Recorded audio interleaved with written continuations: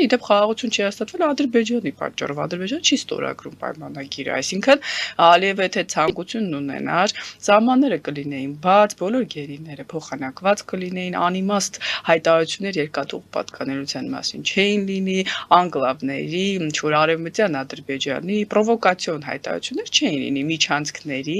եւ այլն։ Այսինքն հուսով եմ, կրկնում եմ, սա նպատակ ունի իրոք զսպել Ադրբեջանին, ոչ թե իրոք հավատում են աշխարհում, որ Ալիևը այդպես մեկ րոպեում դարձել է կոնստրուկտիվ եւ այդ հայտարարությունները, որ մենք ուժով կբացենք միջանցքը, եթե դա մեզ չտան, ոչ թե նա փոխել է իր տեսակետը, այլ դա ճնշման արդյունք է։ Մեր Հայաստանի եւ Ադրբեջանի միջև սահմանները բաց չի, տարանցիկ երկիր լինելու մասին չի խոսքը, առանձին մատակարարումների մասին չի խոսքը, պայմանագրեր պիտի կնքվեն միջպետական։ Դրա համար սահմանազատում պիտի լինի, որպեսզի խնդիրներ չառաջանան այդ փոխանցումների ժամանակ, բայց Ադրբեջանի նախագահը չի կարող ԱՄՆ ղեկավարին ասել, ոչ, խաղաղություն հաստատված չի, ես չեմ բացելու սահմանը։